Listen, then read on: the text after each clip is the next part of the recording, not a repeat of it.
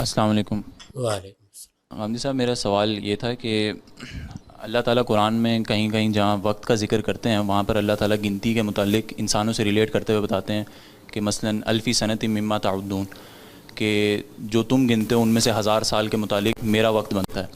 تو اللہ تعالیٰ کہیں کہیں ٹائم کو ریلیٹ کرتے ہوئے اپنے آپ کو بھی ٹائم باؤنڈ کر رہے ہوتے ہیں کہ میرے لیے 1000 سال ہیں، تمہارے لیے 1 سال ہے، تو وہ گنتی بتا رہے ہوتے ہیں۔ تو اللہ تعالیٰ کے لیے ٹائم کی کیا حیثیت ہے اور اللہ تعالیٰ اپنے آپ کو ٹائم باؤنڈ کیوں کرتے ہیں؟ اور دوسرا سوال میرا یہ تھا کہ اللہ تعالیٰ کے ایٹریبیوٹ میں سے ایک ایٹریبیوٹ یہ بھی ہے کہ وہ غنی ہے، اس لاپرواہ ہے، لیکن سائملٹینیسلی اللہ تعالیٰ جو ہے وہ ہماری نافرمانی کا سزا بھی اللہ تعالیٰ نے مقرر کی ہوئی، اور وہ سزا بھی مطلب کل بھی ایک بھائی نے سوال کیا تھا کہ وقتی زندگی کی سزا ابدی رکھی گئی ہے، جسے محسوس یہ ہوتا ہے کہ ایک خدا جو کہ ایک طرف دعویٰ کرتا ہے کہ اس کو پرواہ نہیں ہے کہ کوئی کچھ بھی کرے، لیکن پھر وہ وینجنس اور اس کے اندر ریت بھی اتنی زیادہ ہے کہ وہ ایک ابدی سزا اس نے مقرر کر دی۔ شاید ایک انسان کو بھی 10-12 سال بعد کسی کو سزا دینے کے بعد ترس آ جائے، لیکن خدا کو جو ہے وہ ابدی انہوں نے جو ہے وہ سزا رکھی گئی ہے۔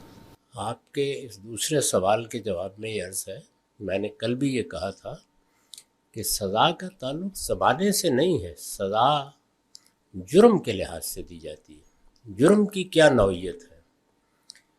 زمانے کے لحاظ سے آپ سزا دے ہی نہیں سکتے، نہ اس کو ماپنا چاہیے۔ پھر یہ کہ کیا اللہ تعالیٰ نے ہر جرم کی سزا یہی بیان کی ہے؟ چند سنگین جرائم ہیں جن کے بارے میں یہ کہا ہے کہ ان کی سزا ابدی جہنم ہے۔ اس میں بھی یہ گنجائش ایما کے حد تک رکھ لی ہے کہ میں اگر چاہوں گا تو معاف کر دوں گا۔ چنانچہ فرمایا ہے کہ ان ربک فعال لما یرید، اللہ تعالیٰ کی وعید ہے، وہ چاہے تو اس کو اٹھا لے۔ چند جرائم ہیں اور وہ قرآن نے بتا دیے ہیں، یعنی انسان جانتے بوجھتے اللہ تعالیٰ کی ہدایت کے مقابلے میں استکبار اختیار کر لے، اس کی سزا ابدی جہنم ہے۔ کسی دوسرے انسان کی جان لے لے، اب یہ جان لینے کا عمل تو چند لمحوں میں ہو جائے گا، اس کو آپ زمانے سے کیسے ماپ سکتے ہیں؟ یہ بڑا سنگین جرم ہے کہ کسی آدمی کو آپ نے زندگی سے محروم کر دیا۔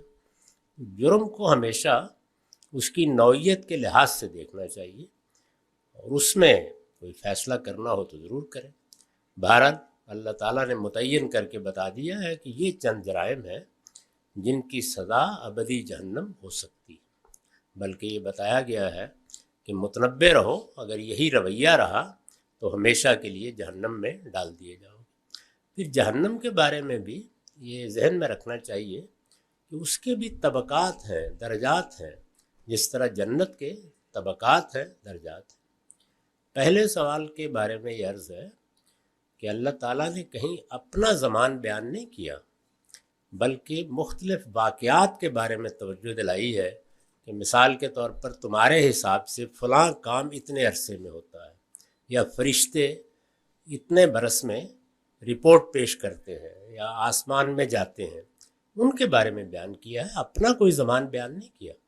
اس سے ہمیں یہ بتایا ہے کہ قرآن مجید میں یوم، ایام کے الفاظ جہاں آتے ہیں، اس سے مراد تمہارے 24 گھنٹے لازماً نہیں ہوتے، بلکہ وہ اس کائنات کے مختلف ادوار کے ایام ہیں۔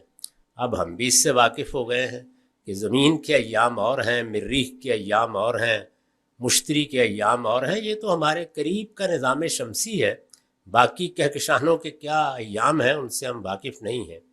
بلکہ مجھے تو کبھی کبھی خیال ہوتا ہے کہ یہ ستت ایام اصل میں اس پوری کائنات کے عرش الہی کے تحت گردش کے ایام ہیں۔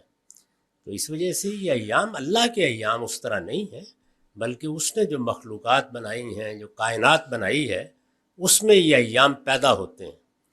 ابھی تک ہمارے علم کے حد تک یہ گردش ہی سے پیدا ہوتے ہیں، جیسے خود ہمارے ایام کا معاملہ ہے۔ تو کیا بعید ہے کہ جس طرح کہکشانیں گردش کر رہی ہیں، سورج گردش کر رہا ہے، زمین گردش کر رہی ہے، اسی طریقے سے پوری کائنات بھی عرش الہی کا طواف کر رہی ہے اور اس سے بھی ایام پیدا ہوتے ہیں۔